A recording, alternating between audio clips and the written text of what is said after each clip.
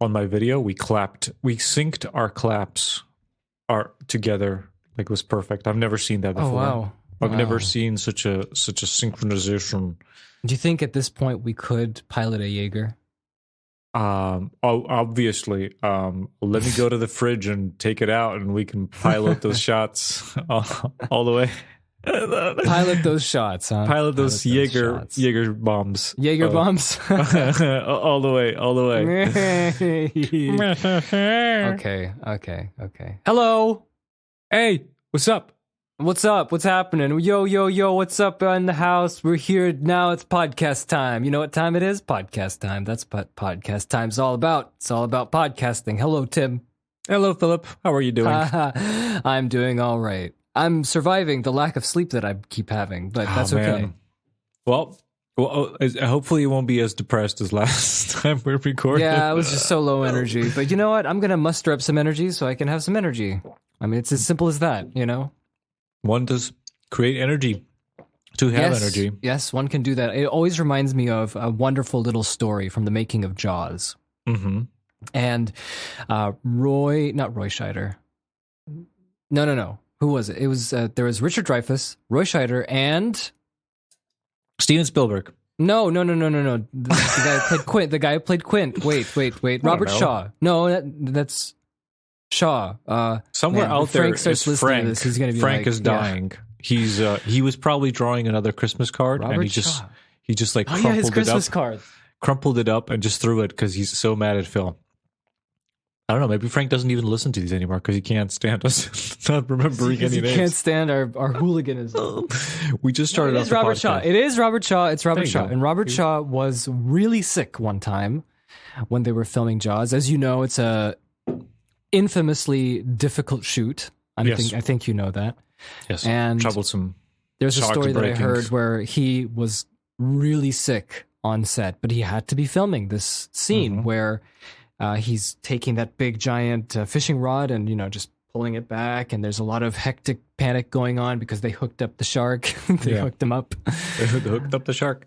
And we hooked him up with some Jaeger bomb. And Richard Dreyfuss mentioned that he was so sick he couldn't even get out of his chair. Like he had to just inch by inch move down to the chair to get the thing like that. And he was just like, and then everyone's like, "Are you okay? Can we film it?"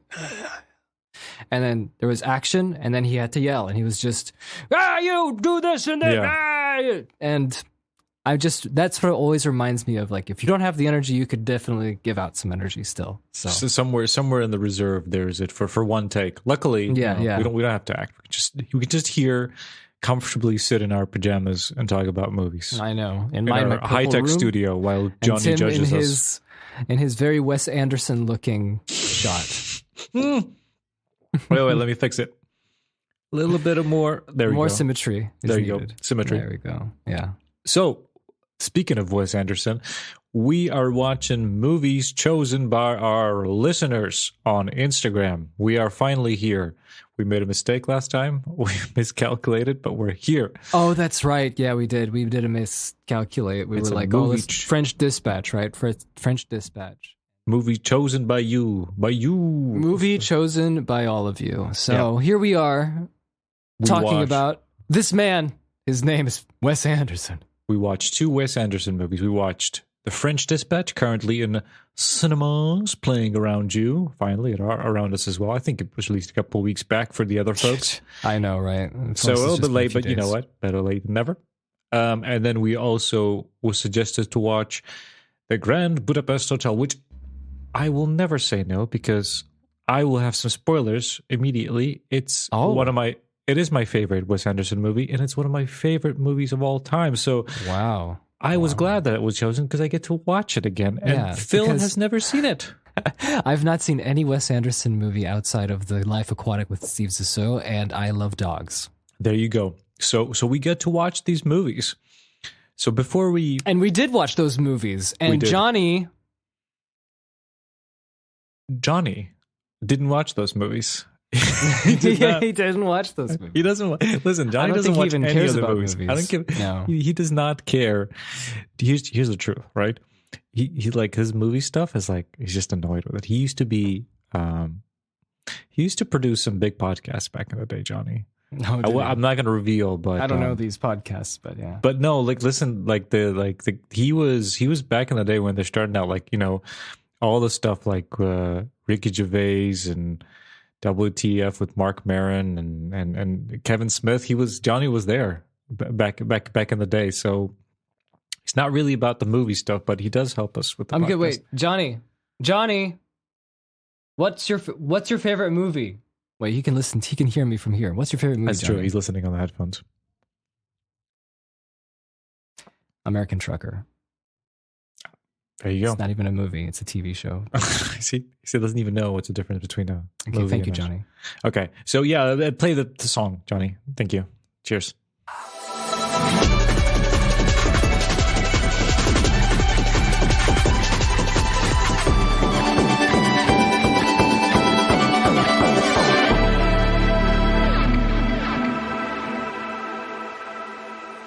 Good one. He likes that song. Good one. Got a thumbs up. Just smoke. He loves it. It's his favorite moment. All right, Phil. Let me ask you. So, tell me, what is The French Dispatch about? The French Dispatch is a movie that has 4 different stories into them. Yes, 4 vignettes. Yes, about a publication company in Europe, somewhere in Europe, in France, and yeah, I know, somewhere in Europe. Oh, yeah, somewhere in Europe, the Gauls, and they're just collecting stories, and it's about those stories, and it's about stories within those stories. Oh yeah, spoilers, everyone. So this movie is about 4 stories that were published in the actual last issue of this magazine. What? Oh yes, that's right. That's what it was. Yes, that's the last 4 what stories. The premise was about. Yes. Yeah. And you get to visit those stories as a vignette, a cinema vignette, and as a movie you go through. There you go. That's you go. That's and correct. We that watched is The French Dispatch, and we watched it. And we watched Grand Budapest Hotel. Yes, and what Grand is that Budapest movie about? Hotel. That movie is about the last day, like the Grand Budapest Hotel being a not dilapidated. Why am I saying that? It's about an old hotel that Jude Law goes to, and he wonders who this mysterious man is who owns this hotel. Exactly. And Jude Law is a writer. Oh, and he's a writer, yeah. And he talks to this man, and the man tells him the story of how he acquired the Grand Budapest Hotel. Yes. About 40 years ago, 30 years ago, 40 years ago, 50 years ago. Well, he's visiting there, I think, in the 60s, and this happens around World War II-ish, so it's the 30s. It had to be World War II. I thought it was World War I. I think you told me that it was going to take place during World War I. Tim? Well, it's I made a mistake. It's Tim! But yeah, how does this proprietor, this owner of this hotel, what's the tale? How does he get the hotel? Well, it's through a long adventure of painting, stealing, and a painting. What's it called? The Boy and the Apple. And an old, The Boy and the Apple, and a old woman who leaves him with that painting before she dies. And we didn't even mention that the guy who has all this entrusted to him is like the hotel's previous... what is it called? A concierge? Concierge. It's a concierge, played by Ray Fiennes, which is fantastic. Fantastic. It's great. Ray Fiennes. What a guy. And our proprietor, the owner, the one that Jude Law is interviewing, he used to be the what is that thing called? Bellboy. A bellboy, right? A bellboy, yeah, I guess. And yeah, he was an adventure with Ralph Fiennes of getting. And he was also. Oh yeah, man. He goes to jail. You pronounce it Rafe Fiennes. Oh, Rafe. Sorry, Ray Fiennes. Ray. Good old Ray. Ray Fiennes. Yeah. No. Played by Tony Revolori. Yes. Who's used to calling Spider-Man Penis Park. Exactly. He's he looked familiar, and I'm like, he looks familiar. I don't know who he is. And then I had to go and check. I had to check. And I found out. What's the character's name in Spider-Man? I was not disappointed. Flash Thompson. Flash Thompson, exactly. You say Parker, I say penis. So, Philip. So, what did you think of these movies? Well, one of them I liked. One. Which one is it? And it wasn't The French Dispatch. You did not enjoy The French Dispatch. You enjoyed... Well, I mean, I enjoyed French Dispatch, but it didn't grab me. Mm-hmm. I thought, okay, let me tell you something. Let's talk about it. Come here, let's talk about this because I don't have the library of Wes Anderson in my head. I only have Steve Zissou and I only have Isle of Dogs. Okay. I watched Grand Budapest Hotel first. Ah, so you went the natural route. Yeah, I watched that one first. I see. I could see this being a problem. Okay, I see where this is heading. Yes. So once I watched that one and I went to see the next one, the thing was, I saw certain setups of the camera and certain ways things were pictured where I was just like, I've seen this before. Yes. And not only that, but a lot of the things that have been the way they were presented in French Dispatch, I just recently saw in Grand Budapest Hotel. You know, there's like a narration. It takes place looking back to the past. Mm-hmm. It has the very charming, you know, very flat looking imagery with the little sight gags that are always, that are entertaining. And it's that wily, you know, that wily charm. Yes. That I was going to say Wesley Snipes, Wes Anderson. Puts very different films. But the fact of the matter is that because I'm so fresh with it, I just felt like French Dispatch just feels like, oh yeah, that's the Wes Anderson. He's doing the Wes Anderson thing. And that does not help when the movie is like vignettes of different stories. So you can't really get, you know, like it's trying to knot it in at the end. You're trying to pull it all together at the end. But I just kind of lost a lot of like attention near the end with the last two stories that were in the... We should talk about the different stories. I mean, I think you can mention more of that. But I just felt like it's... Yeah, that's Wes Anderson. You know, that's a Wes Anderson thing. I think that one of the funniest... Oh, okay. So one of the things that I felt was... And I didn't even watch many Wes Anderson movies, but one of the things that I thought in my head was, this is like Christopher Nolan and Tenet. It's like everything like Christopher Nolan-y. Max Christopher Nolan. Yes, right? Because Tenet was like Max Christopher Nolan. Christopher Nolan. And it didn't really grab you either. And this is like Max Wes Anderson, and it's just the Wes Anderson thing. And there's an animated segment in the end, and then there's like the quirky way people enunciate and speak their minds and talk and narrate. And it's interesting. I'm gonna just throw everything out at the beginning. Just throw it. Well, let me. I was gonna. Yeah. Okay. Let me elaborate on what you said. As someone who's seen all the Wes Anderson movies. I think also the critics had this was the main criticism of of the French Dispatch. It's still positive, but I think it was saying, you know, it's just way too like it's just peak, you know, like Max Wes Anderson and kind of everything we've already seen as far as like visuals and stuff like that.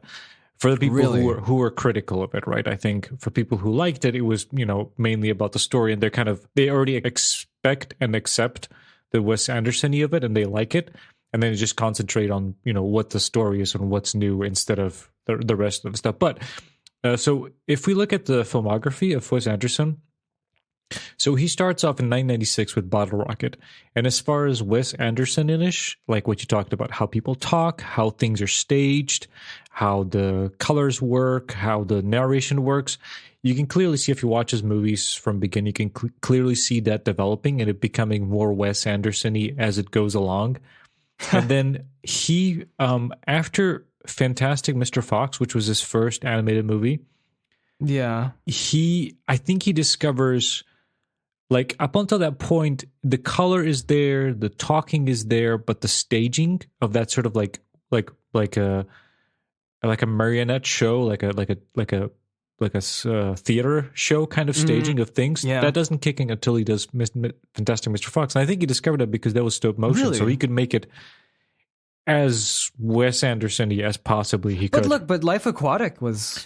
It was, but it was much more freeforming. It's also like based on documentaries and stuff like that. And there's definitely like, the cross section of the like that. He likes to do that, like a cross section of like a ship or something like that. And you could see that that's definitely was in Life Aquatic with Steve Zissou. But I think after Fantastic Mr. Fox, and especially in the Grand Budapest Hotel, it becomes like peak Wes Anderson. And I would say that watching both these movies, I do agree that coincidentally for you, The French Dispatch and The Grand Budapest Hotel are the similarest Wes Anderson movies out there.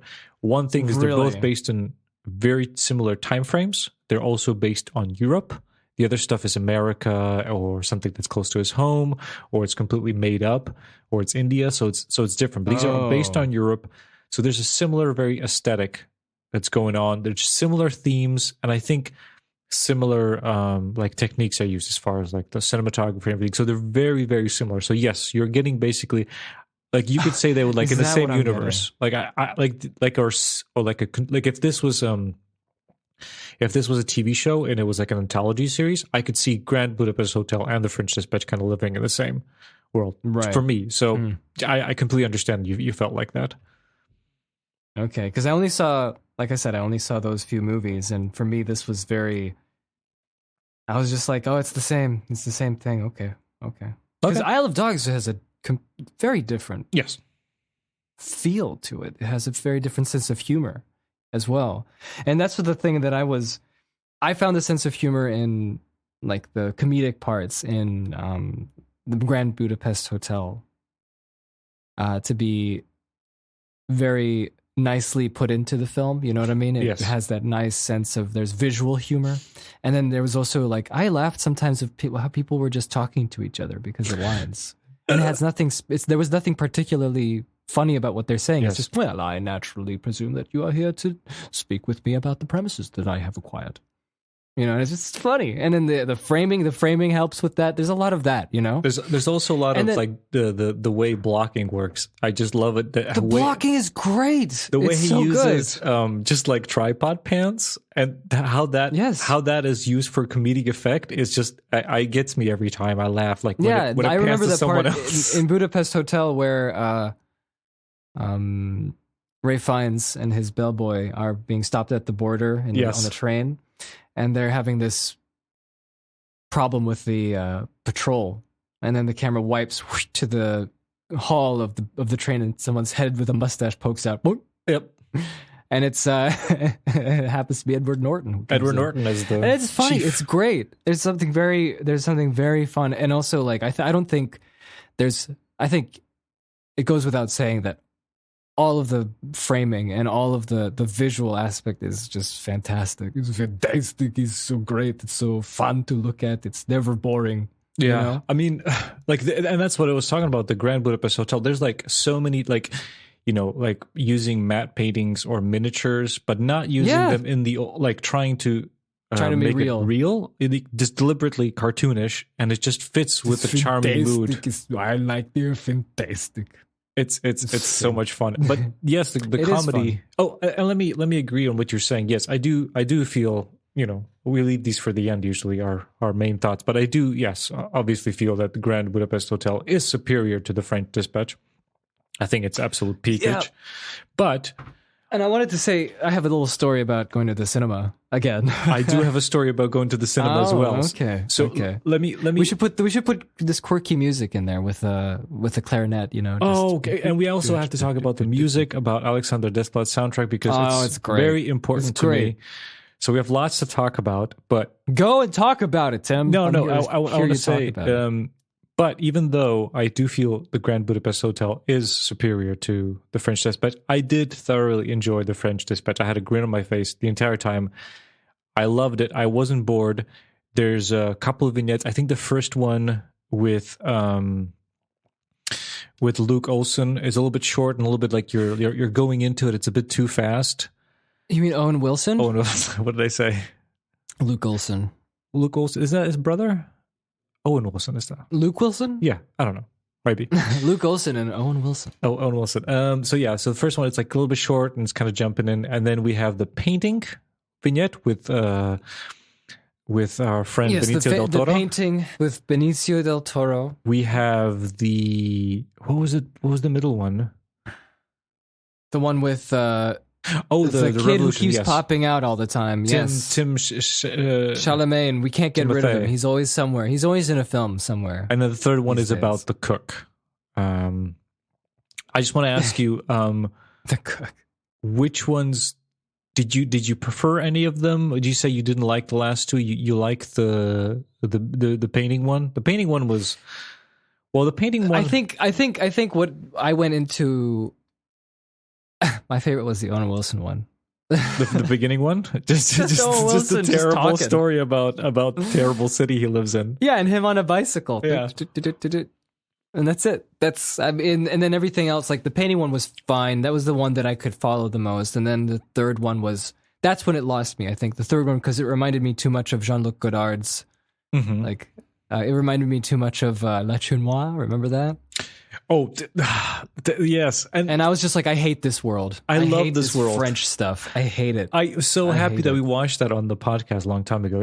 I didn't know anything I didn't know anything about the, new French wave or whatever, all that stuff. So was also another element to this. I was like giddy. I was like, I know this world now. I am comfortable here. I don't. I hate it. I love it. I love the breaking of the rules and just like, it's so delicious. The middle one with Timothée Chalamet, it was interesting.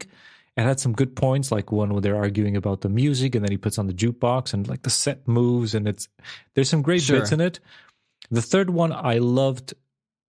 Okay, so the painting one I loved because it's Wes Anderson and it was his dark humor. And obviously it had Adrian Brody, who is amazing in Adrian Brody in Grand Budapest Hotel. He was amazing in here as well. Like, this is his finest roles, I have to say. But that was great. I liked that because that was fun.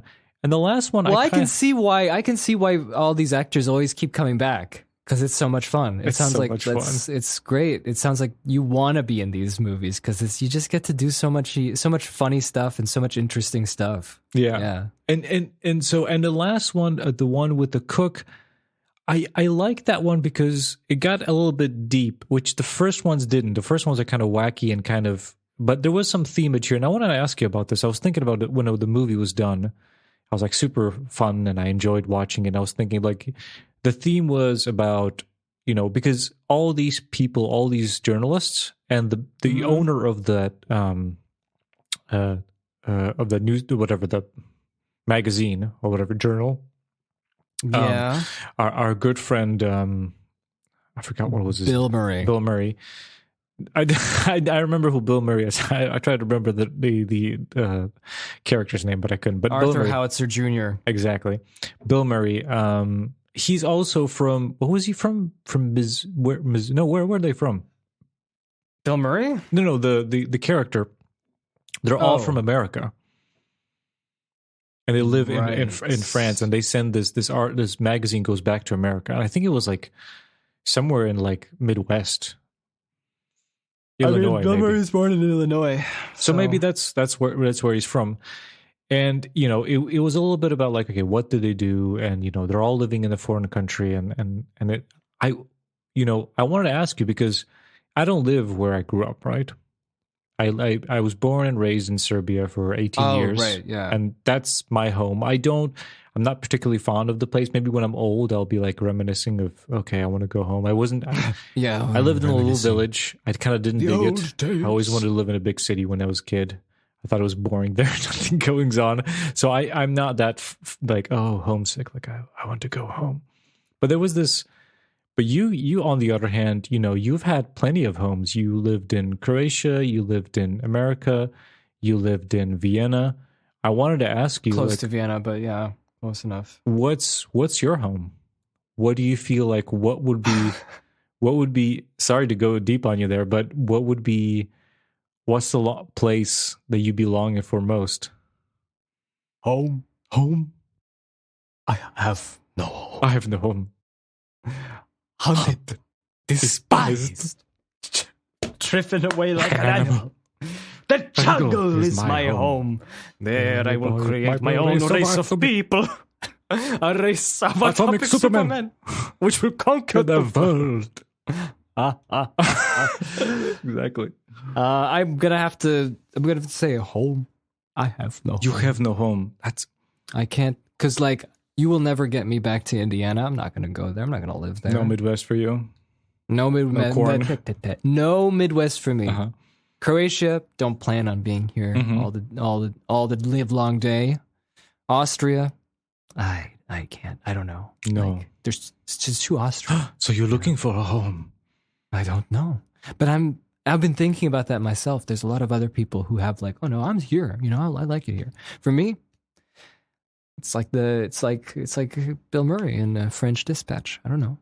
It's true. It's interesting because I do feel like that I have a home, but I'm not entirely fond of home, and I like to be somewhere else. But I was wondering what is your home?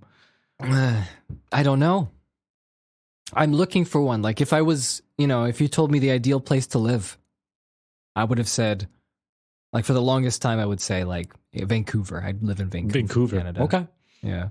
It's so like. Isn't that where your field trip was for the movie? That's the promised land. Monkey. That is the promised land. That's 2004. I went there. I was 15. Did not know anything about Vancouver, but I loved it. Is that like so good? If you look at your life and if you think of one moment, that's like peak. No. You mean the? Is that it? No. What is the peak? It's not. I don't. There's no peak. There's no peak. No, I don't think so. No. Okay. I don't go in saying like, hey, I was in. No, not like that. Like, it's like, well, I went to Vancouver and saw Fantastic Four, whatever the hell was filming. I can't remember. Yeah, Fantastic Mr. Four. Fantastic Mr. Four. No, I'm just curious. Yeah, we always get back in that, don't we? I don't know how many people even listening that know about that at all. One day you'll tell the story, and you'll tell the story how you took photos of your clothes for your mom, so you know that you're wearing. Oh yeah, I don't know why that happened. Oh, it looks so bad. 2005 was in its prime, baby. You had like a shirt with like flames on. You had that shirt with those blue flames. Yes, taking me to Movie Town. You were on fire on the set of. It was so bad. It was. You were the blue Human Torch. It was so bad. I don't know what I was thinking. I thought that was great. Cool. I thought it was super cool. Well, not for 2005, obviously. That was more like 2002. Who knows? Flavor Town. Okay, listen to me. Let's talk about your cinema experience. Okay. I mean, wait. Did we finish? What are we like? No, we'll get back to the home movies. thing. We'll get the home thing. I don't know. Do you have like? I don't know. Like I said, if you would tell me if money wasn't an issue, I would live somewhere in Vancouver with pine trees. Yeah, just pine trees and that kind of weather. That's great. That's where I'd live. But other than that, I don't know. I don't know where I'm gonna live. I don't know. We're still searching as well. We're thinking of maybe moving in with the Dutch. I don't know. The Nordic lands. The Nordic lands. The call to the Nordic lands. We'll see. We'll see. Will we find home? The Nordic lands. Is that the sound? What is that duck sound? Yeah. What is that duck sound? No, send the video of like where they use it for jungles for spooky sound. Oh, the kookaburra? Is that what it's called? No. I sent a video. It goes like. That sound, it's like some kind of like duck goose thing. It makes that sound, and they put it in every like scary sound, like in the forest. Moon's coming up. It's night. They put that loon. There we go, loon. A loon. Yeah. Does it sound like? I don't know. I'll link the video. Anyway, go on. Let's go. Let's keep going. Okay, so I'll talk about my cinema experience. Okay, go. Because you were talking about your cinema experience last time. Mm-hmm. About your perfect cinema experience and your nostalgia for cinema. Oh yeah, that. And I mentioned that I didn't go to cinemas because of reasons when I was a kid. My first cinema experience is when I moved to Belfast when I was 18. Mm-hmm. And I would go every Tuesday. I would go to see a movie because for Tuesday it was £2 to see a movie. So I would just go and see anything. That's great, yeah. I mean, how did you feel? What does it say to you? What? Philip is standing up. and he's moving the camera. Now I feel like he's a giant, and I'm a little person. Just like, so tell me, Tim. Tell me. So I went to see movies, and no matter what, I just go in, see what's playing in the. This is like a rap video right now. See what's on the poster, pick a movie, go see it. It was the best time because I get to experience movies in the cinema. Tell me how that experience shaped your perception of going to the cinema then. Well, I mean, it was UK. They had the stupid thing where you can't pick your cinema seat. So I kind of picked movies that weren't a lot of people there, so I could pick a good seat. That was one thing. And then also, this was a time when I didn't watch trailers. I was like, trailers ruined my experience. Oh, I remember that. Yeah, Tim. Yeah, I remember you were like so... No trailers. Like... Only anti-trailer. We were sitting in the cinema and you were like, no. Now when there's a trailer coming, I need to close my eyes and block my ears and go la la la la la la. Yeah. While the trailer was playing. I wanted to explore. I wanted to experience movies as a newborn baby. Yeah, well, good luck. It was great. That was a good time. But you were talking about trailers. So on Instagram, one of our listeners, Pathfinder101, I don't know your real name. Ah, yes. He wrote a comment about one of the experience he had when he went to see a movie, and he was the only one in the whole theater. Ooh! Have you had that experience? Well, here's the funny thing. I've never had that experience. I had like when there were 1 or 2, 3 people, or 3 or 4 people. No. Really? And we were talking about this on Instagram, and I was like, I'm saying that's cool. I wish that would sometime happen for me. I could choose seats anywhere I want and move around. The next day, I'm going to see The French Dispatch. And this is I did my routine is because I have kids. I have to put them in the bed, help out with everything. So I usually go for like late screenings, usually 9, 10 p.m. Right. And I don't want to see the trailers or the commercials like we talked about. So I get in there late. There's this ticket machine, like automatic touchscreen. Oh yeah, you got the automatic touchscreen ticket machine. Yeah. It's like the movie starts at, let's say 9. I'm there 9:10. I'm buying my ticket, and I choose French Dispatch now, and it opens up to choose my seat, and it's all green. Oh, I'm the only one. So I choose right dab in the middle, print my ticket, go sit down, and I'm waiting. And there's a couple of trailers playing. By the way, hilarious. Completely different trailers than what we watched, Eternals and all this stuff. I would assume so. I was expecting Matrix and Spider-Man. None of that. It's like Belfast and Spielberg's dancing movie, West Side Story, all of that stuff. But anyway, the point is, I sit down. Nobody West Side came. Story, yeah, West Side the story. So Pathfinder, you're a prophet. I just watched French Dispatch all by myself in the cinema. Maybe next time Pathfinder could just tell us how much money he won. So that was amazing. Next time we'll just have that happen. It was cool. That's amazing. So how does it feel? Were you able to recline? Oh, I reclined. Like, I swapped. No one's here. I put my feet up. Sorry, whoever had to clean up after me. It was great. Oh, didn't have to have my mask on. Just chilling there, man. First time, huh? Yeah. Did you ever saw a movie by yourself in a cinema? Yeah, I think twice, maybe. Once, like, twice, 3 times. Yeah. Because it's a special way of doing this. In America, we went to this, we had our own local theater. Mm-hmm. And when you do it on matinees, and if it's an old movie, no one's going to be there. See it. So I think that happened twice. Once was during Hitchhiker's Guide to the Galaxy. We talked about that last time, didn't we? Yeah, we did. And me and Jake and our friend Andy were the only ones there. We're like, are we the only ones there? And then when Hitchhiker's Guide started playing, you had the book in the movie showing up. Dun, dun, yes. Da, da, da, da, da, da. Our friend Andy would just run up and down the entire cinema. How old were you, like 15 and or something? do a little dance. Yeah, 16. I would assume so. Yeah. Yeah. And then the other one was Die Hard. Live Free or Die Hard. Oh, the one with the jet? The fourth one, yeah, with the jet. It was. I mean, we didn't pay much, and it was not great. No. And then we decided to go really close to the screen, like stand up on the stage, and I wanted to look at the screen and what it's made out of. The security. And then and then we saw from the projection booth there was a shadow, a silhouette of a man. Silhouette of a man. We started waving, and then we saw him put his hand up like this, and we heard, "Step away from the screen." Amazing.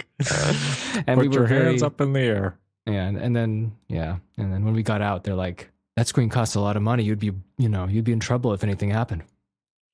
And we're like, we didn't touch it. Well, we weren't going to touch it. I know. Just going to look at it. You're worried.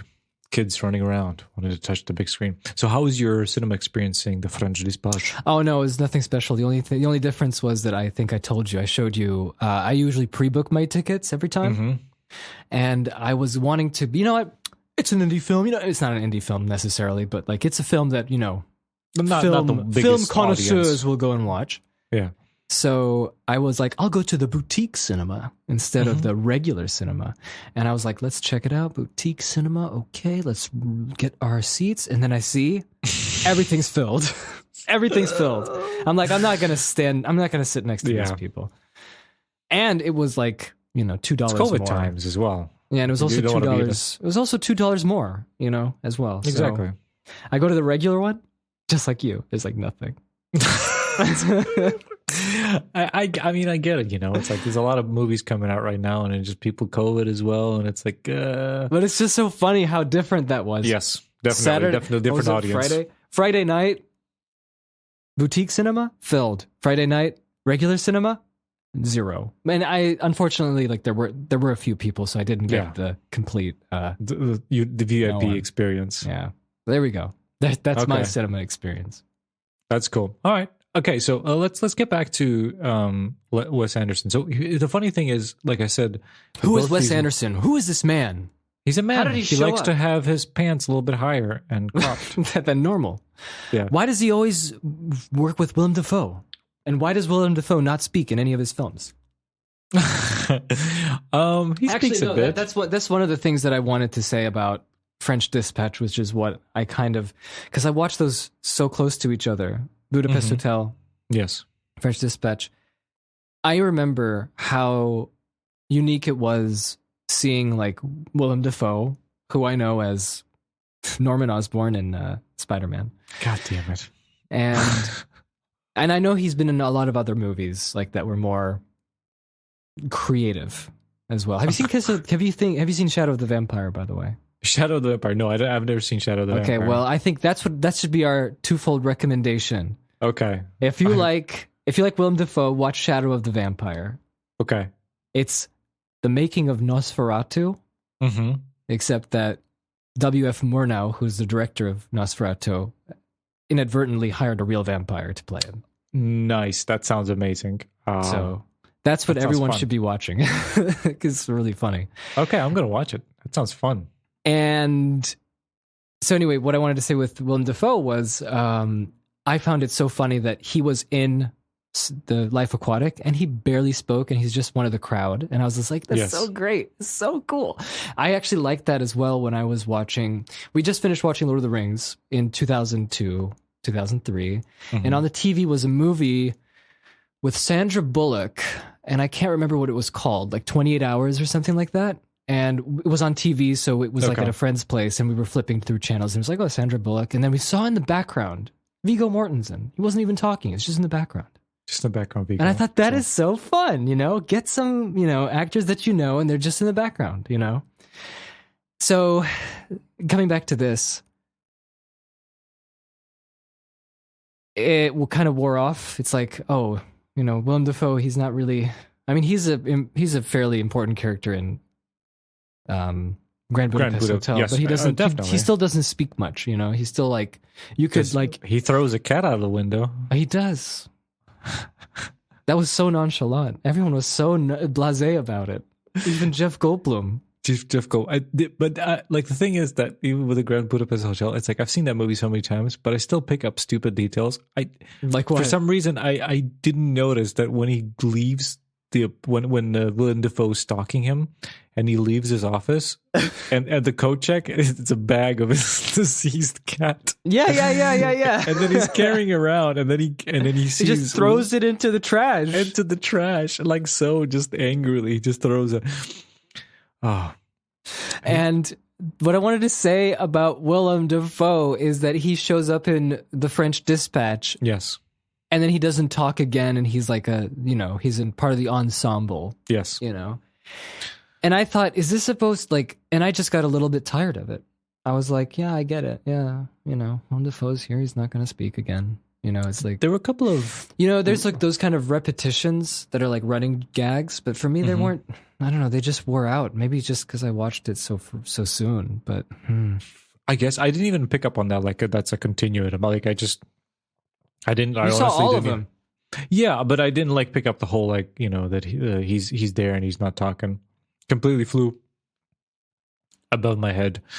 You know what's funny? Like I was talking about these two movies that they're similar, and I think why I like these the most. Like a lot of his stuff is like based in America, and I think it's probably about his childhood and what he grew up. But this is not something I'm close to.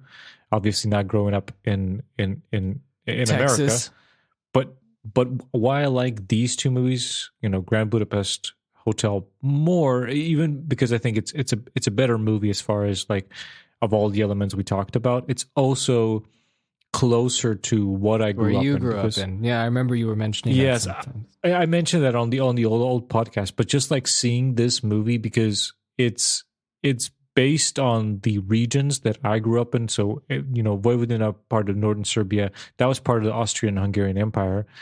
And so then Hungary, we visited a lot. We visited a lot of Austria. I live in Slovakia. We live Slovakia. All of those regions is Grand, Budapest Hotel. It's all of that there. The mountains, the cities, how things are designed, what, the things to eat. All of that stuff is things to eat. And super familiar, and the music as well, like the music that he makes for Grand Budapest Hotel. They're both very similar. They're like very minimalistic, very repetitive, and it's always in the background. It's never taken. Was it away. Also Alexander Desplat? I don't know. But like for the Grand Budapest Hotel, the sounds he uses, like cymbalum and mandolins. It's just like that soundtrack. Yeah.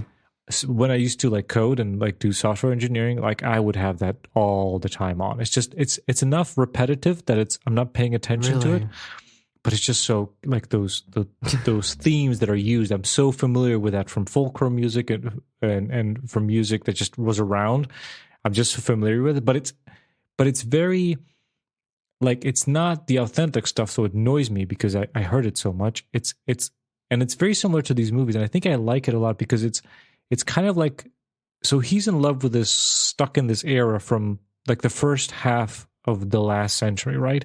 Where people wore suits and they used to smoke all the time. And there was these grand ideas about politics and about ideas and everything. And it's not like this weird, like jazz, America, seedy, New York, Chicago kind of stuff, which I'm aware of that, but it's not something that I have in my like kind of feeling. And it's like, there's movies about this from Europe that I'm familiar. There's like Czech. I'm familiar with the Czech movies and the Serbian movies, but I think I like these because they're through like an American rose tinted glasses where like all this you have all this flavor, but all that stuff that you're familiar with because you grew up, like all the wars, all the sad stuff, all the politics stuff, the change, to socialism, then back. All this bad stuff, that's not in there because he's looking at like kind of like a flavor, it's not the deepness of that. You just get the end product of that. And I think that's why I like it. It's so pleasure for me to watch that I can watch it as it's familiar to me, but it's not like, you're not thinking about what that actually means. You're just getting the nice nostalgia of it. And I just love, and I think the music is like that. It's very distilled. It's just the essence of, there's the mandolin and there's the cymbalum playing, and it's just, I love it. I don't know how Americans see it. I don't know. Maybe it's just completely like if I would watch like a Korean movie. So I'm not relating to it. It's interesting to see it, but for me, it's a very interesting way. So I don't know. Did you feel anything watching this? Yeah, I felt what you said, and I didn't like it. You didn't like it? I don't like that stuff, man. I don't like the Eastern European things. I don't like it at all. I didn't like it, and it did not give me a good mood. It's one of those, it's the Jaws thing for me, again. Really? Okay. Yeah. Even though distilled, very distilled, it's not, it's just a... No, I did so, not like... Did not so like... heartwarming. No, just the streets, just looking at those streets, just the cobble streets. No, I don't want to see it. Just me being lost as a kid in those. But here's we have a fairly similar, because like I was a kid as well, like living in Croatia, living in Austria. Well, not Austria too much, but like in Croatia. And I didn't like it. It just doesn't give me the same. Okay. Doesn't give me the same nostalgic feelings. It gives me like, I don't want this. I want to get away from it, please. That's interesting. So you were more like when you were living in Austria, you were like thinking of America more. Like I want to go back there. Oh, dude, you have no idea. I was like, I'd be wearing America t-shirts. No, I wouldn't. But like, you know, what I mean? The old baby, Americans old are the baby coolest. t-shirts. Yeah, Americans are the best. Yeah, So interesting. So it's not like That's cool. But here's I don't know if it's cool or not, but I just don't like it. I like, this is the thing. I don't say that it's bad in the movie. I'm just saying that the effect makes me feel that, Okay. What would I rather watch instead of that? I don't know. Like something science fiction, something fantasy or something that would make me feel better. Interesting. So something it's like futuristic would make me feel better. So when it's coming like to reality, and especially a reality you're familiar with, it just goes too much for you. Not feeling the vibes. But even though it's caricature, I don't know. Like I'm trying to understand or think what you're, that you don't like it. Maybe you should see Wes Anderson's American movies, like Moonrise Kingdom, or maybe one of those older ones like Bottle Rocket or Rushmore. I feel that's maybe that'd be interesting. I mean, maybe. Who knows? If you want to make me watch that, I will. I'm not going to make you watch it. It's your own choice. But dude, I had an epiphany watching these two movies. Oh yeah, what's the epiphany? I was talking about like, okay, it's familiar. I like it because it's very familiar, and I talked about this before, like just the feeling of how everything looks. But I understood when I watched Grand Budapest Hotel again, and also had for the French Dispatch. For some reason, I figured out why I even like it more. It reminds me of another thing that I found very interesting. It reminds me of our mutual grandpa, Dida Jozef. Oh, for some damn reason, Dida Jozef. These two Wes Anderson movies, because of the time when they were placed, all I could see in my head is our grandpa, which he has passed away. It's your mom's dad, my dad's dad. We're cousins, by the way. Me and Mom. I don't know if you knew that. Yeah. And it's just like, and the point happened when in Grand Budapest Hotel, when they're having this hilarious chase when they're in the mountains and they go to this monastery, and there's a there's a shot. So what, Phil, help me out. What's the name of a shot when you're like, it's not a close up of a face. It's close up of like, let's say a pencil on writing something. What is that called in filmmaking? A cutaway. A cutaway. There's a cutaway to a calendar showing the date.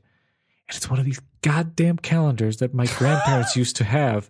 Do you remember? No, I don't. It's a calendar. It doesn't have a picture. It's just the dates. And then it has this stupid little square on it that you can push around. Oh, yes. Okay, that's the one you're talking about. Yeah. And then it hit me. It's like, everything about this reminds me of my grandpa. So I want to take some time and talk about our grandpa. I called up my parents and I was like, listen, I have vague memories of my grandpa, but I was like, I want to talk about Phil about our grandpa on this podcast. Talk to me about our grandpa. So let's talk about Dida Jozef. Our grandpa, Jozef. You call him Dida Jozef. I call him Dziaduś Joszko. Dziaduś. You could call him in English Grandpa Jozef. He was born in 1924. Grandpa Joe. He was the last child of 10. Unfortunately, those times, not all kids survived. There were no vaccines and stuff that. So only 4 survived out of the 10 kids. He was the last one. His sister, the oldest one, was 18 years older than him. So technically, oh wow, he was born at the same time as his nephew. They were babies at the same time. Isn't there something now that no? Our family is like that, by the way. It's the weird step. Yeah. Like they keep like right now, my son was born same times as my niece's first child. So once again we have this weird. We do. Wow. We have this weird like Isn't that stepping thing. Yeah, I guess it started from there. But anyway, so he was born in Ilok, which is now Croatia. Used to be back Yugoslavia. Used to be Austrian-Hungarian back then. But before him. This was after First World War when he was born. Dude, like I don't know if how much you remember of our grandpa, but like in his retirement, he moved back to Serbia, where I used to live when I was a kid. Yeah, and he would just he lived in Vienna too. That's true. And he would when he was like before he died, he used to sit on this bench with his cane. It was classic. Yes, yeah, classic cane. I always wanted to touch the cane. The cane. I always wanted to. The cane was something. He never left without his cane or without his hat, and he would sit on this bench in front of his house. And I used to hang out with him, and he would tell me stories about stuff like how he burned a forest with his friends because they were pretending like they're smoking out the foxes. Or I used to play football. Of like the ball was made out of like cloth, like just the old T-shirts and stuff like that. I found out today that up until like he moved to Vienna, he used to do amateur photography.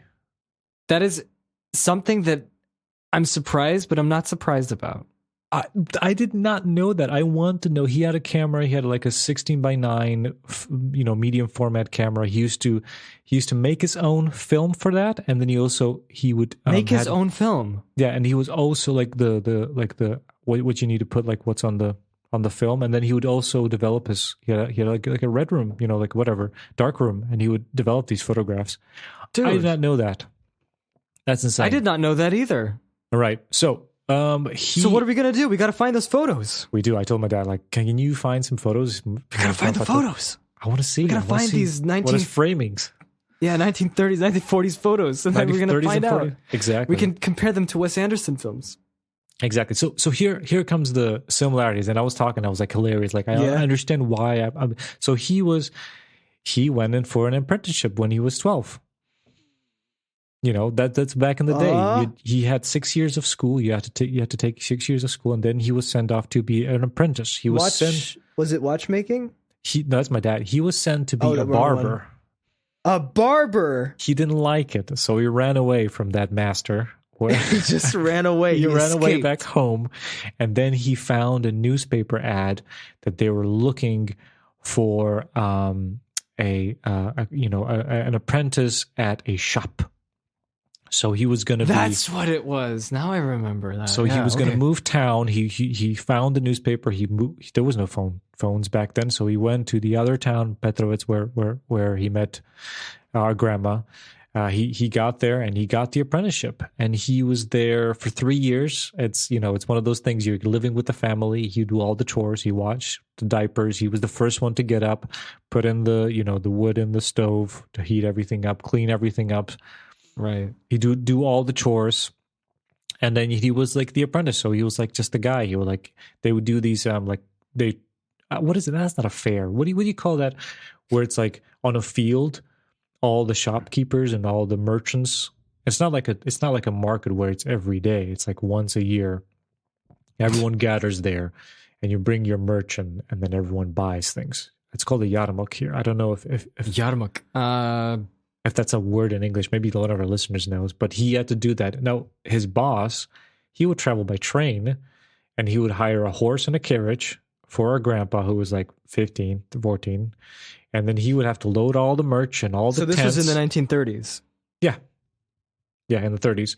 He would have to 30s, 40s. He would have to load all that junk up and then travel to the next town, which is maybe like 50, 40 kilometers, maybe 100 away, set that all up, and like one of these memories that shaped him was like his boss, his master. He would eat at a restaurant, and he wouldn't bring any food for our grandpa. So he was felt hungry, and he had to sleep in the tent. So that's why when he was older, he was like, always has to be plenty of food for everyone. I saw that one time back in the day when I was apprentice. Oh, man. Of how, he ate all in the restaurant and I couldn't. So, dude. So then he finished that apprenticeship. He was a tovarish. Unfortunately, World War II kicks off. Serbia is occupied, so he was conscripted by the occupiers. Unfortunately, he had really bad eyesight, so he couldn't be a soldier. Yeah, he always wore glasses. Always. Yeah, so he was as a postman for the occupiers for about half a year, and then the war ended. He got married.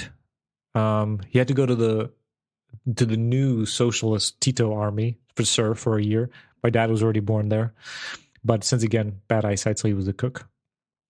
Do you remember the story of that they brought him like just like huge bags of like peas to cook, and it was like really bad quality. None of the soldiers wanted to eat it, and like the sergeant kept going. I was like, "You got to cook those peas, man. Those are gonna go bad.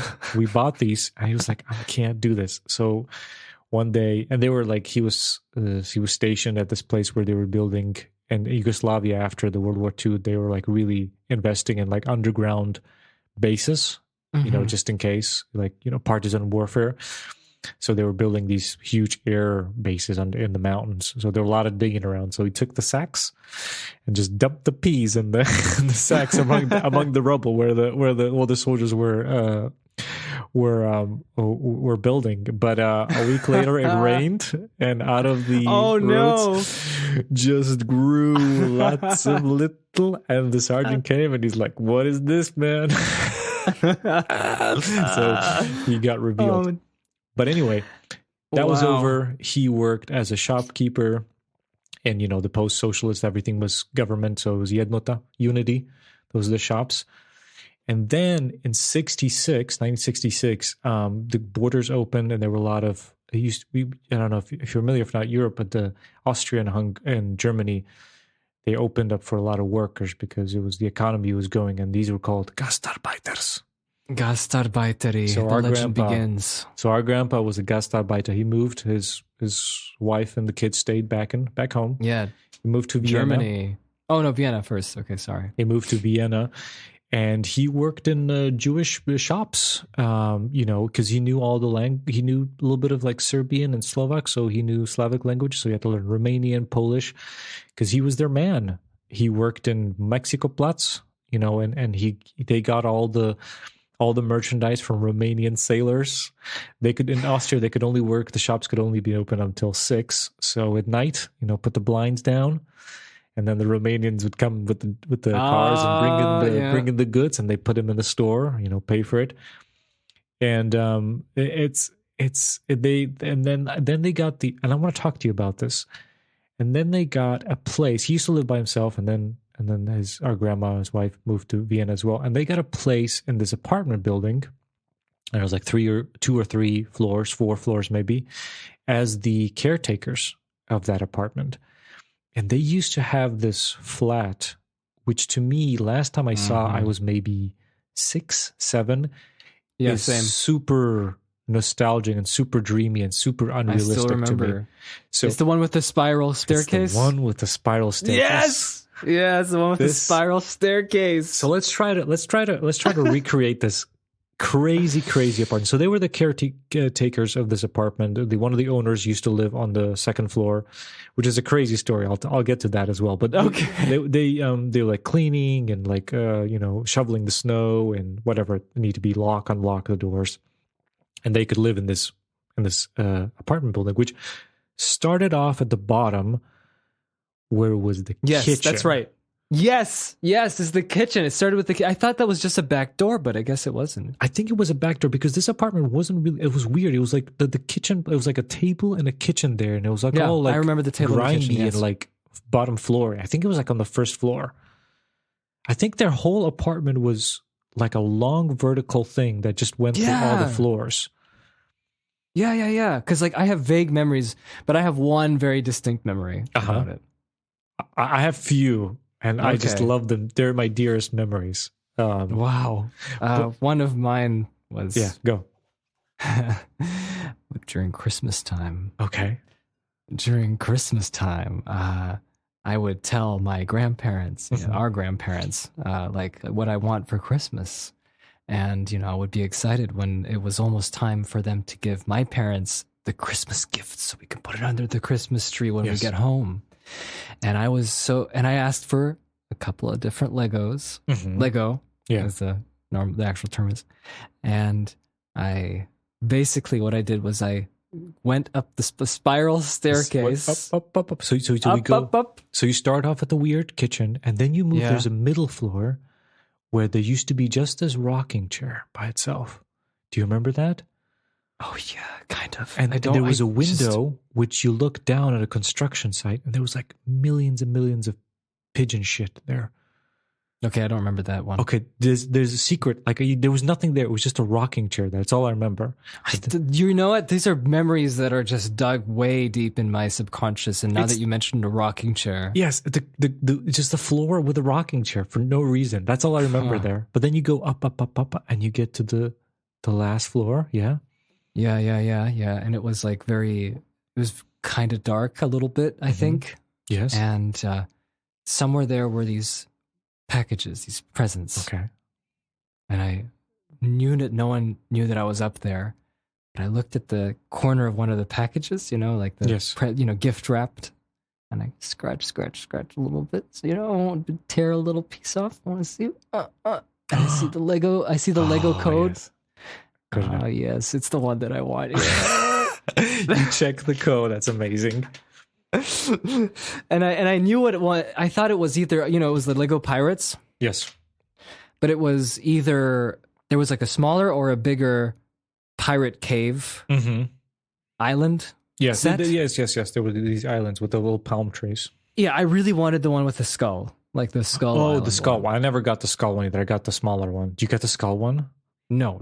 Okay. It wasn't the skull one. It was the tribal one, the one with the one with the hut with the leaves? Oh no, you get the tribal, the white guys with the red masks. Yeah. And I really wanted to get that, and I looked and I was like, it's not the skull one, but this is the second best. Good. It's great. It's good. It's good. And then I just went down, dude. And I didn't see anything. The thing about I'm just really glad that you remember the apartment, because it's like a dreamlike memory to me, because I can't geographically much like that locate the bathroom with the bathtub with those weird. They had a brush, like I guess it was for your nails, that was shaped like a turtle and that had like a brush on the other side. Jeez, Tim, how can you remember this? I sort of, like, you say that and I'm just like, something in my head is like, that's so bizarre, bringing something back to me. It was this bluish or greenish like tiles, and it's just such a strange memory. And then also, I don't know where the hell this bathroom is located, which of the floors, because I know on the top floor, on the top was a living room where Grandma had those weird glass figurines, like the ones with the colors coming out. Like, yes, like this. Yes, I remember. I was playing with that a lot, and I was so afraid to drop them and break them. And you'd be overlooking this crossroad where the tram would go and the cars, and it was just like you would. Yes, totally. At night, you just sit there and just watch, because they lived in center of Vienna, so that was amazing. But I have no idea where this bathroom is, so somebody needs to help me. Where the hell? I can't remember how to get. Our listeners can't. Definitely not. I'll have to reach out to our family. We'll let you know. It's like a Wes Anderson movie set. It is. If you could draw it as a cross section like a Wes Anderson, it would make perfect sense. Because that's another thing that's crazy. So let me talk more about her grandpa. So they used to live there. So the place they were the caretakers, but also this guy who owned it. They used to be this family who owned a lot of gold shops, like shops with gold around town. But generations down, the next generation didn't know how to handle it. They just kind of squandered all the money, and the only thing they were left was this building. It was the last guy. He was there, and essentially just kind of ate all the way money. Like, he would be really specific. Like, our grandpa would have to go across town to this place where they had the best meat, and they would bring the meat, and our grandma would cook the special stew for him. And he was sick and kind of old. He wouldn't even eat it. But at least our grandparents had the nice stew then to eat, and they loved it. Wow. But anyway, so he used to work for these shop owners, and I was just like, these stories, like, I don't know if you remember, but our grandpa, he was fond, because we got this from his dad, he was fond of the black fond. So what's the black fond? So his dad, he used to stash eggs in the hay up in the attic, because just in case, eggs, yeah. So he would buy 12 eggs, 2 eggs, go up in the attic, 10 bring home. And then, they would eat the eggs, and then his wife would go, oh man, we're like, if we just had extra 2 eggs, we could be great. He's like, don't worry. Go up to the attic, bring the 2 eggs. It's like, watch this. So our grandpa was the black fund. He used to carry money in the back of his tie. Now this, these are the stories that I heard about. Yeah, that he would always be carrying money somewhere on him. Yeah. Because he was just in case. He was a salesman, a shopman, a merchant of sorts. He was good with money and good with calculation. He never took big risks. He never owned his own shop. He never did big. He was always small and making little money here and there. Always collect. And like he would work for these. And the shop he worked for had 3 owners. And and they liked him, so they would always give him bucksheesh, and also the guys, the merchants would give him bucksheesh, but he would never tell anyone about those, not even grandma. He would always have the money in the back of his pocket, just in case. Give it to the grandkids. He always just in case. And he would also, the 3 owners, all 3 owners would steal from the shop, from the till. They wouldn't and they? They would tell our grandpa, if you don't tell anyone, I'll give you a bit.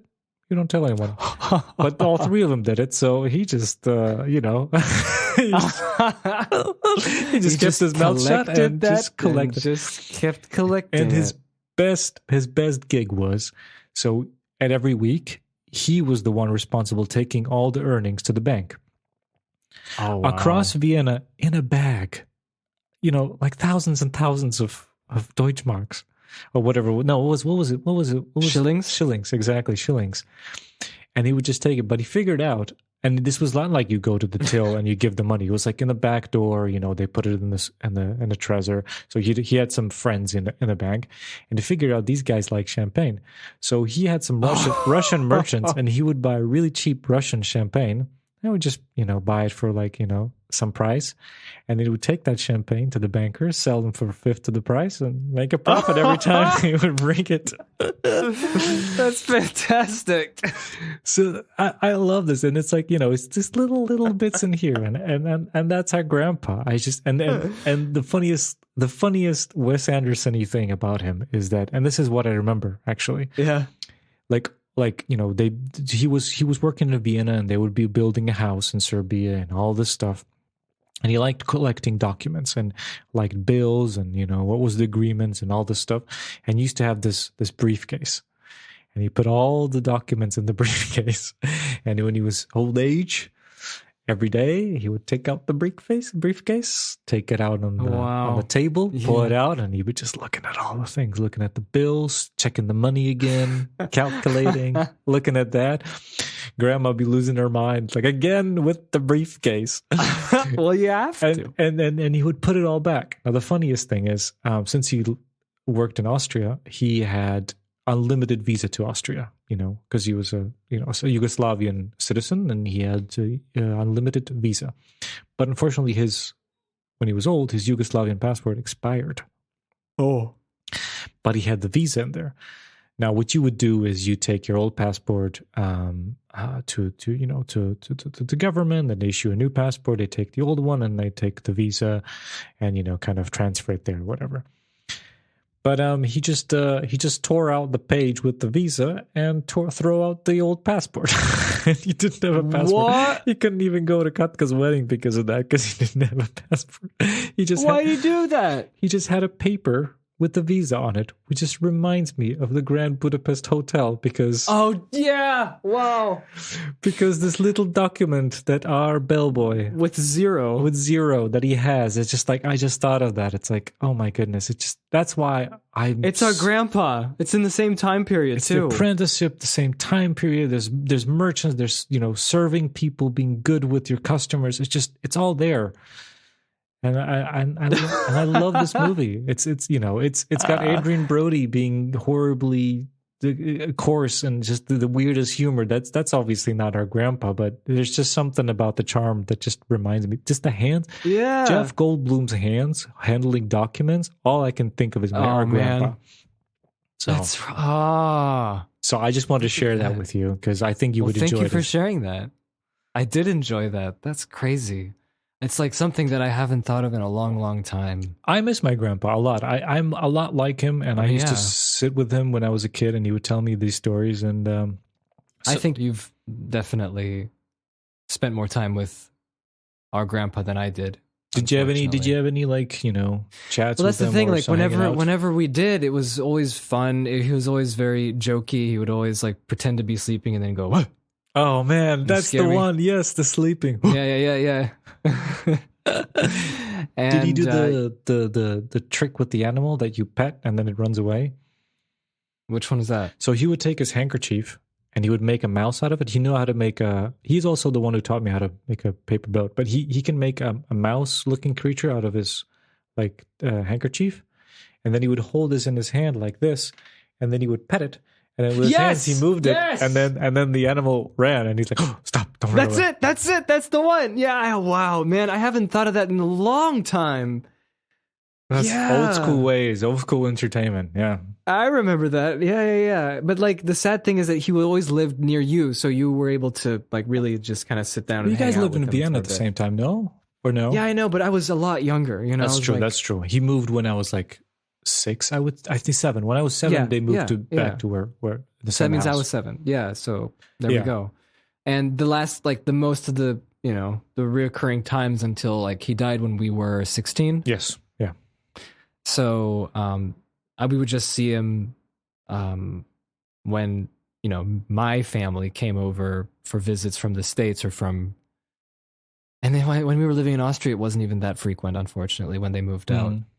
So it wasn't, sadly, not as much time spent. But when you talk about that and you start, you start seeing like a person, and it's like you never were able to talk to him. You know, for me, it was just Grandpa, right? Yeah.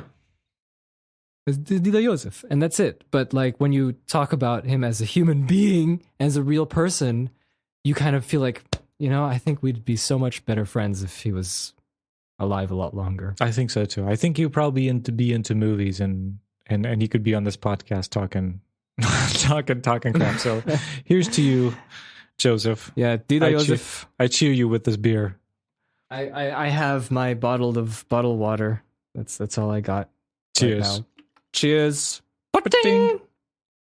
So moving back to Wes Anderson world. Sorry guys, it dawned on me, and I thought it was a perfect opportunity to talk fantastic. So I hope you got something out of it listening to it. But we'll take it back a little bit to Wes Anderson. I want to ask Phil. There's a lot of actors in both of these movies. Some reoccurring, some not, playing similar characters, playing different characters. What are your standouts that you could think of right now? Which ones did you like just catch and enjoyed? Well, every time, because I watched this is the problem. I watched Grand Budapest first. Yes. See, that's where it kind of, because it gets a little bit repetitious when I've seen the next one. But when I watched Grand Budapest, I was like, he's here. Oh, Jeff Goldblum. Oh, you know what I mean? And there's Bill Murray, and I'm like, yeah, I kind of expected Bill Murray. But then there was F. Murray Abraham, and I'm like, yeah, I like F. Murray Abraham. He was the guy who was the old Zero. Yes. And so they were always surprises, and it's like the dude from Quantum of Solace. Wait, who's the dude from Quantum of Solace? He was the guy whose sister. He was the guy whose sister. Yeah, whose sister got beheaded by. Oh, the butler. Dafoe. The butler. Yes, the butler. What was his? He was also in French Dispatch. He was. What was the name of the? Serge. Yeah, there you go. Serge, the butler. Yeah. It's like he's there, and who else? Tilda Swinton, of course. Tilda Swinton's always in both. Oh, they're doing something. As much as hilarious as her in Grand Budapest Hotel as the old lady, I think that was amazing. But I think the performance goes to French Dispatch for that amazing presentation and just the deadpan when when that section when she talks how the meat is mistreated. It's just and just the lighting, that 60s damn lighting in that. I hated it. But it was good. That's what I mean. Like I hated it because it was so accurate. We're back to that. That's like the theme of this podcast. Phil being weirded out by the 60s lighting and the 70s. Because I remember in Grand Budapest, I was like, wow, this movie looks like it was filmed in the 60s, you know, because they had, you know what I mean? They used the right lenses. Yeah. They used, the lighting was great. And then it moved to the 30s, yeah. 30s, 40s. And then did you notice it went from 80s to 60s to 30s, and the aspect ratio kept shrinking. That was so cool. Yeah. There was that, and I'm just gonna say it looks so good. Like every time I was watching Grand Budapest, and when I was watching this movie, I was like, this is so like all of the setups and everything. They all look so great, and it's like I wish they had like a making of to let me know what especially the stuff with the painting. Yes, the story with the painting, where they're all just they're just pretending to be frozen. Oh yes, and you can see them like slightly moving back slightly and forth. moving because it's not a freeze frame. It's not an effect. Yes, but it is an effect. But yeah, it's stuff like it's that. all in camera. Like everything's so in camera. When there's a visual effects shot, it's like a digital one. It stands out so much. As if there's a few shots, like I think somebody gets run over by a car or something like that, and it's like you can see the After Effects puppeteer thing, and it it jolts you out of it a little bit. You're like, oh, this was digital. Yeah, the chase with Willem Dafoe and the slaloms and stuff with the sled. Oh, that one. Okay, that one was there's some when he jumps or something like that's a bit wonky. Oh, yeah. But yeah, I think what I would say at the end of it all was that they are very well made movies, and they're very fun. They're very effortless,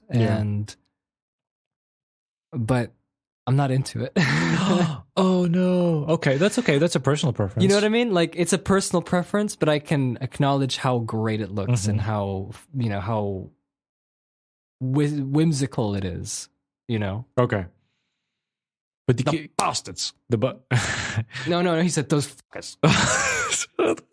Well, so let's talk about Adrian Brody. He's amazing in The French Dispatch as that whatever guy he tries debating, but it has to go to Dimitri because it's just such a flat out villain. Him becoming a Nazi in the end is just perfect. But the way how crude he is with his language and just with his hair and how he plays and he has some amazing lines in Grand Budapest Hotel. His first but I think the funniest one is when they steal the painting and he takes and they kill the lawyer, which is played by Jeff Goldblum, and he takes the briefcase full of documents and he's in this his fingers and he's in this weird I don't know, like a night, what is it called, a towel, no, what is like a coat, what do you think when you wear a bathrobe, right? A bathrobe. He's in a robe and he's slippers.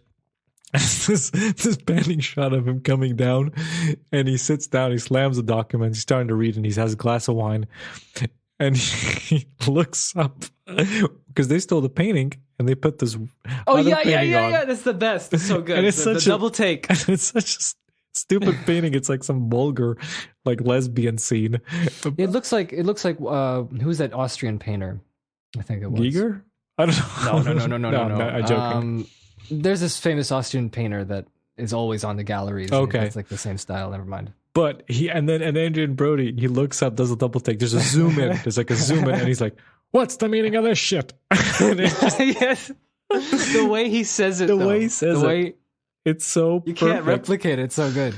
Oh, and with the music when he's like at the final scene when he's like when Saoirse Ronan, her character, is like she has the painting in the hotel and he's walking, in that too. And there's the music, that theme of his theme, and he's like slowly walking with this black coat and it's like it's so. I mean, you can clearly see that I would probably enjoy this if you saw this by yourself. Would you think like Tim's gonna like this or is it like? I don't know what I would think, honestly.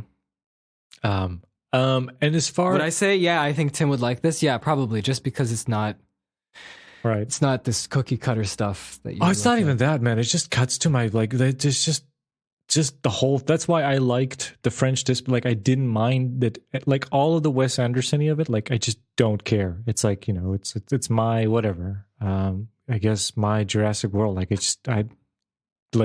I'm loving it. Man. I know. What are you talking about? No, this is completely different. But you know what I mean. It's like I don't care. I'm loving this. I would say in the French Dispatch, the standout roles, I definitely Jeffrey Wright just fits so well in that little talk show That's the one about the cook. Oh, Jeffrey Wright, yeah, and Liev Schreiber just showing up. Oh, and Liev Schreiber just sitting there, and it's those lights and just the way they're talking and how they're casually sitting there. What is that? I remember watching ASMR. I don't know what that is. It just feels. Could so it be right. adopted nostalgia because you were watching a lot of talk shows from the old days on YouTube? Like I probably did. Probably. Like with Orson Welles, I remember that one. That one was a pretty good one. It's pretty good. I gotta say, Timothée Chalamet kind of didn't fit in for some reason. I think his acting just didn't click with the kind of weird acting of everyone. I wasn't fit. Benicio del Toro definitely fits in. Oh yeah, Benicio del Toro knows what he's doing. That was glorious. But yeah, so I enjoyed it. Not as much as Grand Budapest Hotel. Can't touch that. It's just the holy grail. Yeah. Awesome. Yeah, so basically I'm not super into Wes Anderson stuff very much. I mean, I haven't seen the American ones. Yeah. I've just seen the European ones. The European version. And the Japanese. I've just seen the European. Yeah, I guess that one. But that one's animation. It's a little different. So maybe if I watch some other ones, I mean, Life Aquatic was all right too. I mean, great soundtrack. Just like for me, I just didn't. I guess I just am not. I just personally don't click with it. That's totally fine, man. It's totally fine. I just don't click with it, man. Just don't click with it. But I'm not going to say it's not bad. Are you glad you saw them? I'm not going to say it's bad. Yeah. I'm glad I saw both. Them. Yeah, both of them. That's awesome. Because now I know more about Wes Anderson. He's making a new movie. It's called Asteroid City. And we got Tilda. We got Bill Murray. We got Adrian Brody. We got a new one, Tom Hanks. We got Margot Robbie. She's new. Jason's back. Scarlett Johansson. I don't think she was in. We got Bryan Cranston coming in. That's going to be interesting. Jeff Goldblum. He's back. Jeffrey Wright. I guess he enjoyed his performance. No Timothée Chalamet. He's not it. Tony Revolori. He's back. He was in this. He was the young Benicio del Toro. Oh, yeah. And, and Maya Hawke, which is, what's her face? She's the daughter of Uma Thurman. She's coming here. So I will be looking forward to this. I have no idea what the hell this is going to be about, but when it's going to come out, it does not say. I think they're just filming it right now. So okay, neat indeed.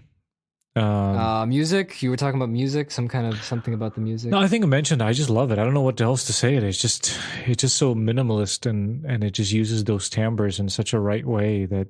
Oh, right. I can just listen to that all day, man. Did you like? What do you think of the music? I didn't like it. Okay, tell me why. I didn't like the tambourine. I hated it. Oh. You know what I'm talking about. You mean you mean the mandolin? Yeah. I hated it. Just kill me. Stop! Don't do that. I just hate it. Oh man, and the cimbalum. I hate it. I hate it so much. I'm just so sick of that stuff. Actually, it brings me to how far are we? We're almost done. We're almost at the end. This brings me to a nice story where me and my two friends from Canada, one of them, his family's from Germany, and the other one, her family's from Cambodia. Yes. So we started talking about what we all think of our own traditional music for folk music. Yes. And it turns out that all of us hated our own traditional music. Like, my German friend was just like, don't play anything from Austria, you know. Al Tirol. To be honest, schlagers in Germany and Austria are shit. So I do agree with that. Well, here's the funny thing. To me, that's nostalgic. Oh, yeah. Schlager TV. Die Berge Tirol. Sometimes I listen to it, I'm like, yeah, that's nice. Austria's great. All they do is stand around with their fancy dresses and lederhosen and just in front of these Alps, and then just start singing with fake Alps. And they're tubas. Yep. And then we saw my other friend, her stuff from Cambodia, and it's like, this is cool. They're dancing and it's great. And she's like, I hate it. Yeah, I hate it. I used to hate it too. I used to despise. And then I'm like, here, turbo folk. Oh, that's a different kind of stuff. That's I used to hate folk as well. I used to hate the mandolin because you just overhear it in this just garbage songs. But I think there's something that just goes under your skin, the timbre. When you hear it in a different context, like the soundtrack, I just like it. It's different. And I didn't like it. And I want to finish off but I like the music from French Connection. French Connection. But here's the thing: the soundtrack for the Grand Budapest Hotel, it really inspired me when I did the soundtrack for my niece's game, Anna. Oh yeah, Anna. That's right. I don't know if you listened. I'll post it up, but I don't know if any of it goes through. But yeah, I really wanted to make it like that. I didn't really manage to, but there's a lot of just this kind of minimalized, modernized version of whatever the folk timbre is. So there you go. Well, crazy. Awesome. It's ridiculous. It's ridiculous. So what's up next then? I don't know, but we know what's happening after that. The cluster. No, but the cluster is different this time. The cluster is clear. The cluster is clear because we have two podcasts. Well, the cluster will be divided. We'll do, at the end of the year, we're going to do Spider-Man here. Yeah. And then we're going to do The Matrix on the other podcast. Matrix! Yeah. So for Christmas, you're getting 2 episodes, folks. You're getting 2 movies. But 2 episodes, what happens that's correct, between, but we'll see. Give a suggestion. What's coming out? What should we check out? Saying, like, didn't we, like, weren't you interested in watching Ghostbusters? I don't know. I guess I kind of cooled off on that. There's a movie that I want to see. I don't know if it will be released in time. Kenneth Branagh made a movie about Belfast, which I used to live in. So Kenneth Branagh? Kenneth Branagh. Sorry, what did I say? Kenneth Branagh? Kenneth Branagh? Kenneth Branagh? Really? Belfast? It's called Belfast. So maybe that. I don't know. We'll see. Okay. I mean, I'm up for anything. We'll see. Die Berge Tirol. Let's put some Austrian Schlager TV. Yeah, let's just put that in there and as it fades away. All right. Well, I was Phil. I'm leaving. He's leaving. That's the question. That's the answer. Yeah, I'm Tim. I'm leaving. Check us out on Instagram. We do live streams after this. Yeah, do it. We did another one. It was great. Hey, we're gonna do another live thing sometime again. It was good times. Forgot about that. We chatted about all sorts of weird things. Yeah, it's fantastic. All right. Cool. Bye. See you in another 2 weeks. Hey.